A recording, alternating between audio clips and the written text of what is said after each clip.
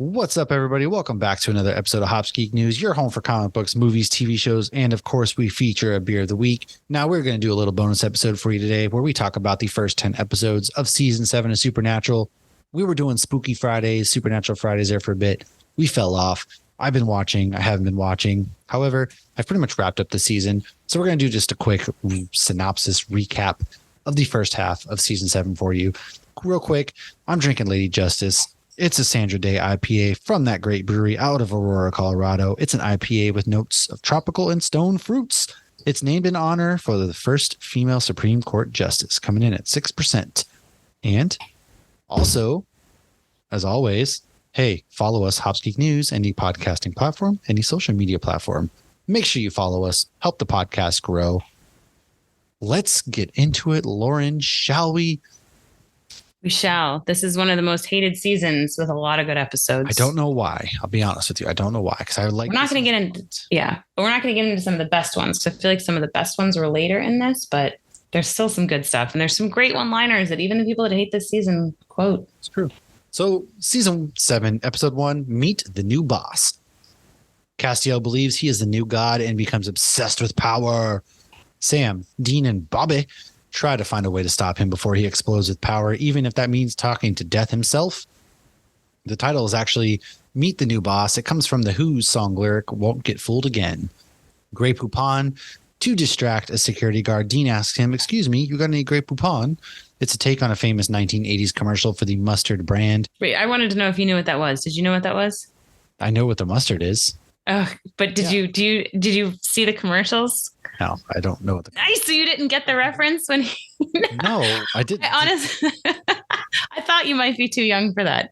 They even did it in Wayne's World. So it was these dumbass commercials. I remember them in the 90s where like these rich people would be in their limos and they would pull up to other rich people and they'd roll their window down and they would do the like thingy and they would, pardon me, do you have any Grey Poupon? And Dean comes around and says that. That's 100% a real thing. Those were real commercials.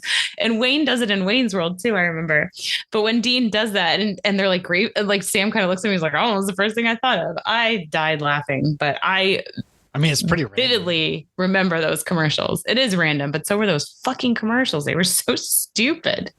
Like rich people are just like driving around eating Grey Poupon on their sandwiches. Yeah, that's obviously what they're doing in their fancy little cars and stuff. Clearly. Yeah, no, I don't know why I forgot that like the Leviathans were always back in the season. I don't know. I'm going to be honest with you. I don't really remember the first 10 episodes too well, but this is kind of jogging my memory. So, but this is also the one where or maybe it's not.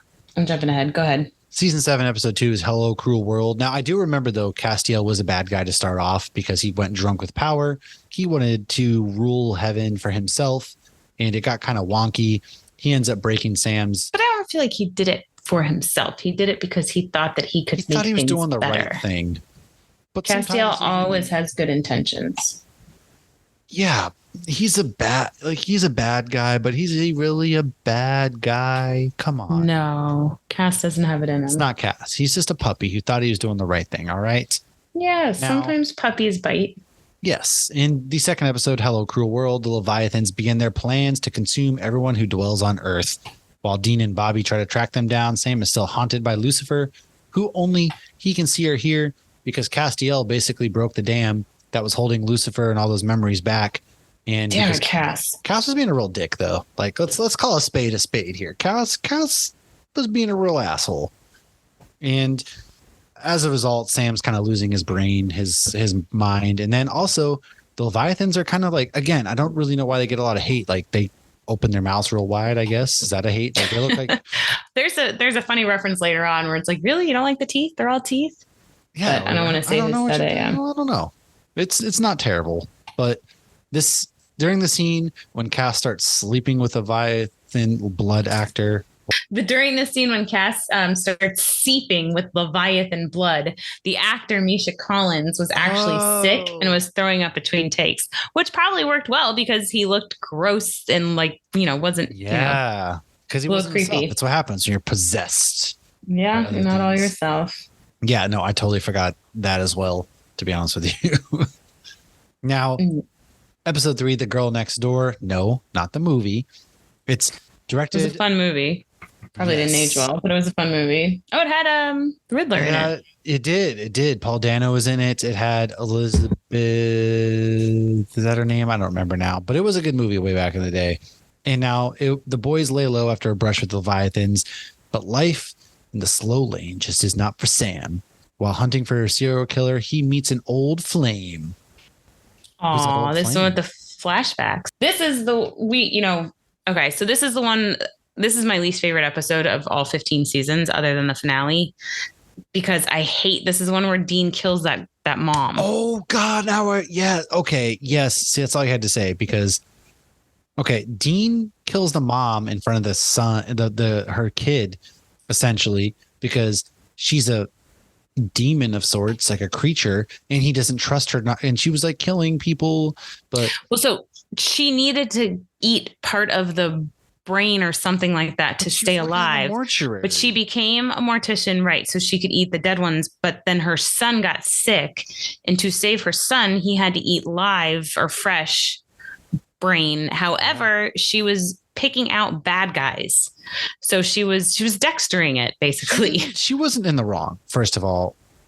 No, I don't blame her. I would have let her go. However, who would not have done that for their kid, even if they weren't a monster? Yeah, and this is what's very out of character for Dean because he kills her right in front of the kid, and it's just like, dude, what?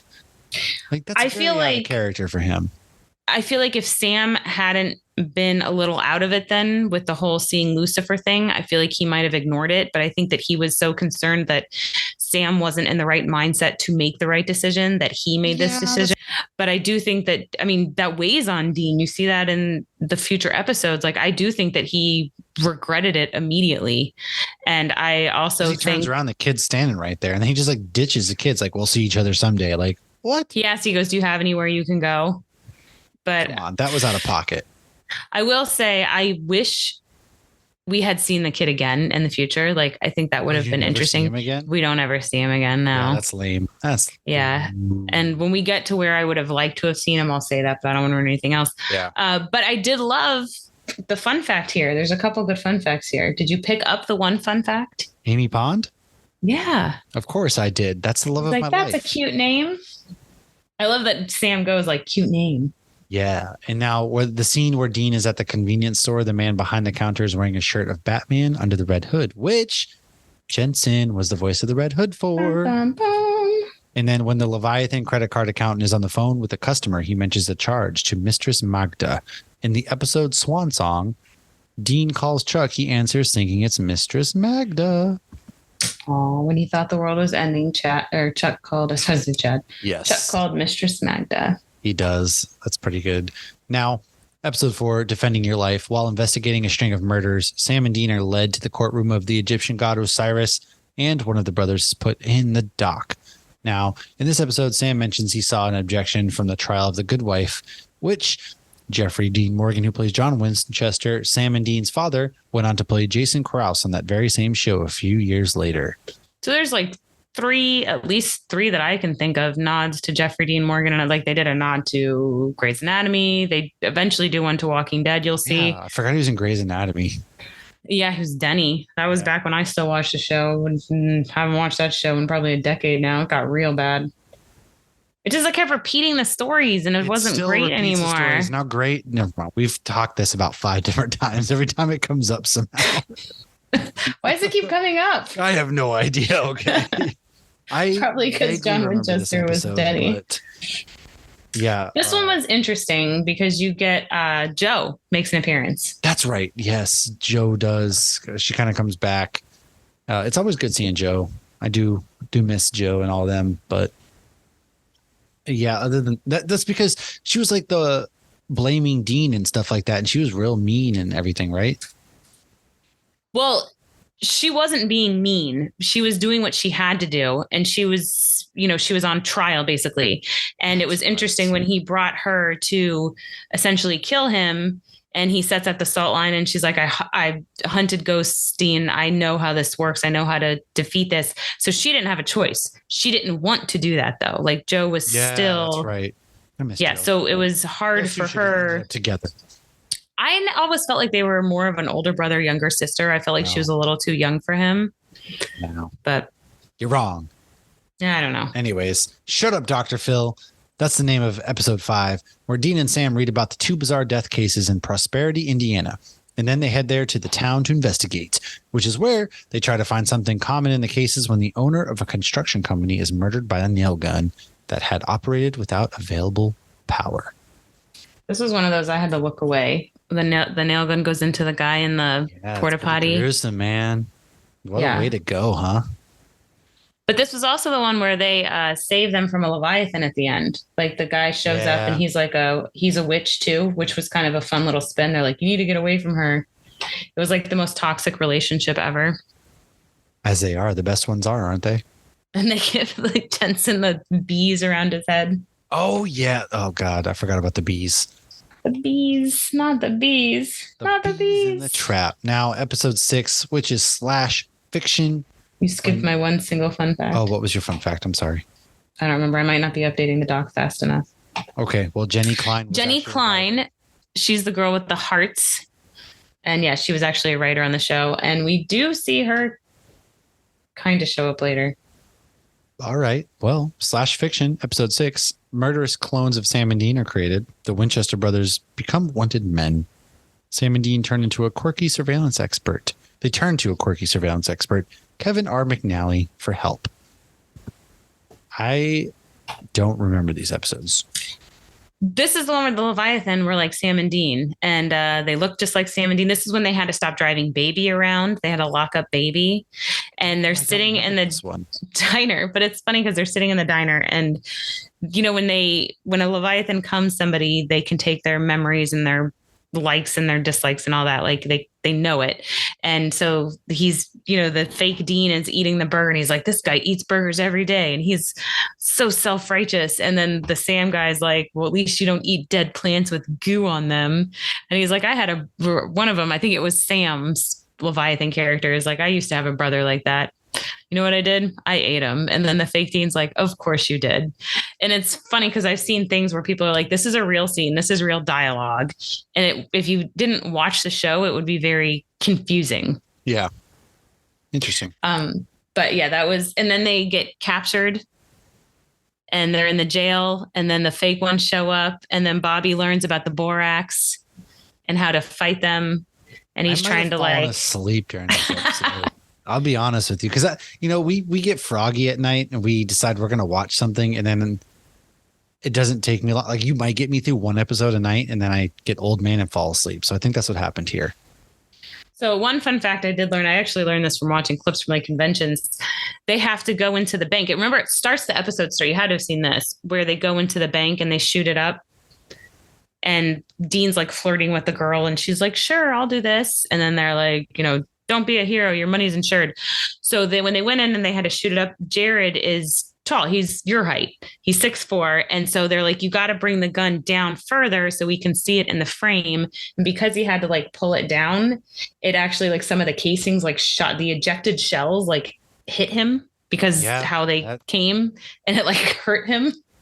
That's kind of so yeah. There's a couple injuries they've talked about. Apparently there was an episode where Jensen stabbed Jared in the leg. Interesting. Yeah. Well, why don't you take us through the last 4 episodes of this season? Oh, geez. Okay. So after Slash Fiction, we have The Mentalists, and a strange Sam and Dean reunite to solve a curious case in the most psychic town in America, but it's far from happy families for the Winchester brothers. So this is the one with the spoon bender. Remember, they went their separate ways because Sam had found out about Amy Pond. Yes. Yeah. So they went there. I do. But they both show up on the same case with the psychics are dying.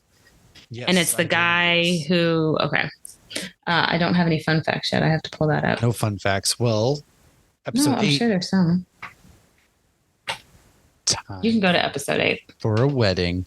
While on a hunt, Sam encounters someone from his past, and then Dean teams up with a quirky hunter named Garth. This is our first introduction of Garth. You don't like Garth? I don't remember Garth. What? Garth? You need to go back and rewatch. I have to rewatch this. Oh my god. Garth, come on, man! You've been Garth. It's the skinny dude from New Guy Road Trip. Oh yeah. Oh yeah. Oh yeah. Oh my god. It's the one where Sam gets married to Becky. Yeah. And she's got him like hypnotized with the guy from Hamilton. Okay. I think it's the guy from Hamilton. Leslie Odom Jr. Okay, it's coming back to me now. But yeah, okay. And I remember because he pops up later on again. Yes, Garth is a reoccurring character. Oh, perfect. I do love him because I haven't seen that actor in a long time, funny enough. Like, whatever happened to him, I wonder. No, he does cons and stuff with them in Supernatural. He was in the last season of Supernatural. You'll see more of him. Son of a bitch. Yeah, no, he seems like a good dude. Well, in episode 9, we have How to Make Friends and Influence Monsters. Dean, Sam, and Bobby head to a town in New Jersey where the remains of locals have been found after the attack of a creature that they believe might be a Jersey Devil. Love the Jersey Devil. Dean and Sam interview the ranger Rick Evans, who seems to be stoned, man, at the Big Garrison's restaurant, and then they have lunch with Bobby. Dean eats the Big Garrison sandwich with 3 different meats, and as soon as he shows strange behavior, Sam and Bobby learn that the meat of the sandwich is affecting the locals, and they decide to investigate the supplier and discover that the part of a Leviathan experiment led by Dick Roman. When Bobby is captured by 4 Leviathans, Dean and Sam question how they can rescue Bobby. Now, I remember the meats. I do that one. Not very Arby's of them. No. So going to Time for a Wedding, there actually are a couple fun facts. When Sam was married to Becky, he's wearing his actual wedding ring. The tweets Becky did, which were super stupid, are actually still out there on the Twitter under the account Super Becky Rosen. And Garth is actually mentioned in season 6, The Weekend at Bobby's. He gets a call for advice on a vampire he's hunting, and we hear just Bobby's side of the conversation. They do that a lot in the show where they only have the one side, so then they don't have to bring the actor in. Obviously, like they do that with Bobby. They in the future they do that with Garth, where they, oh yeah, I talked to Garth, or they're on the phone with Garth. So that's fun. But yeah, this is the one where Dean's like super high, and it's kind of funny. He's like, I don't care.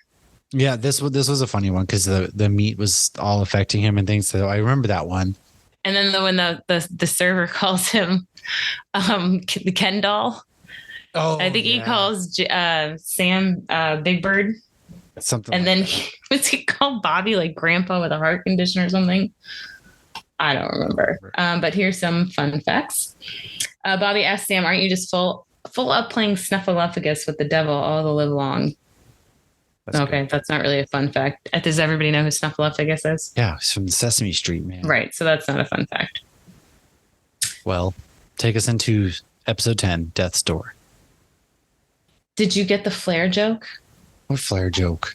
What's got his flare in a bunch? No. That's from Office Space. You don't have enough flare. There's a lot of fun, cute little nods in this one.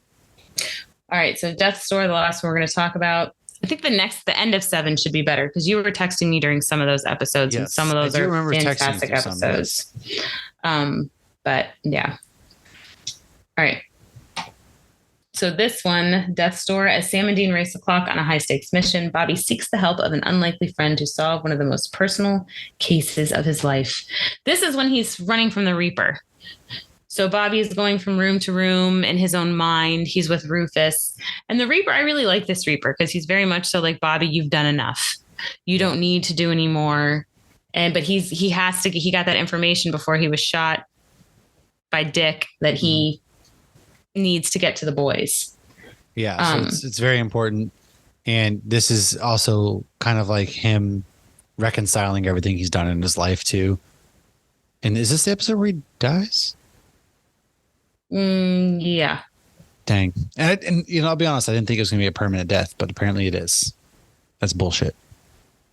Have you finished? You haven't finished. Oh, you've seen him come back. He comes back as a ghost. Yeah, he does come back with the other hunter lady. Yeah. Yes. What I will say with Bobby, I think they find a way one way or another to make it so Jim Beaver is in at least one episode of every season. Good.